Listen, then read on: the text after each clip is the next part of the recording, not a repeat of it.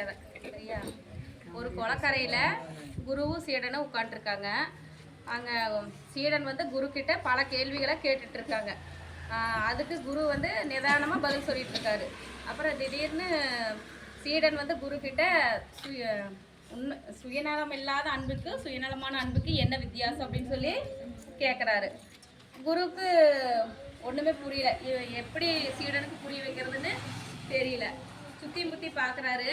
அந்த குளத்துக்கு பக்கத்துலேயே ஒரு இளைஞன் ஒருத்தன் தூண்டில் போட்டு மீன் பிடிச்சிட்டு இருக்காரு. குரு வந்து அந்த இளைஞன் பக்கத்தில் போயிட்டு என்ன பண்ணிட்டு இருக்க அப்படின்னு சொல்லி கேட்குறாரு. மீன் பிடிச்சிட்டு இருக்க அப்படின்னு அவர் சொல்கிறாரு. அது பக்கத்துலேயே அவர் பிடிச்சி வச்ச மீனெல்லாம் ஒரு பாக்ஸில் போட்டு வச்சுட்டு இருக்காரு. அந்த மீனெல்லாம் என்ன துள்ளிக்கிட்டு இருக்கு. சரியா? சீடன் வந்து கேட்குறாரு. சீடன் இல்லை,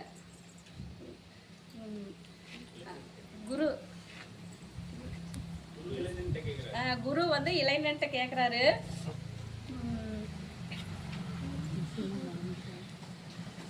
குரு வந்து இளைஞன்ட்ட கேட்குறாரு, மீன்னா உனக்கு ரொம்ப பிடிக்குமா அப்படின்னு சொல்லி கேட்குறாரு. சரியா?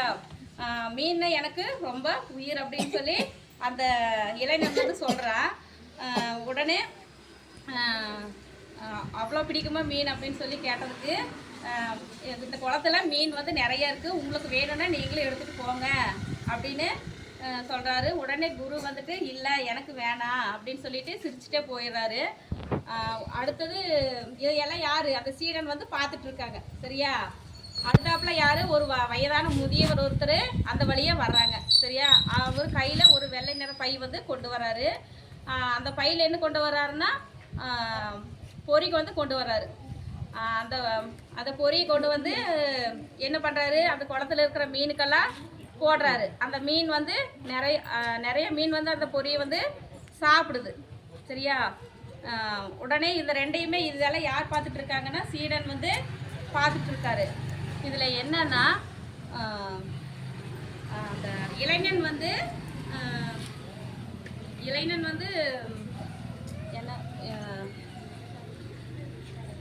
வந்து அவனோட சுயநலத்துக்காக வந்து மீனை ருசிக்காக பயன்படுத்திக்கிட்டான். ஆனால் அந்த முதியவர் வந்து என்ன பண்ணாரு, அந்த மீன் பசியாறதுக்காக வந்து மீனுக்கு வந்து உணவு அளித்தார். அவரோட இளைஞன் வந்து சுயநலமான அன்பு.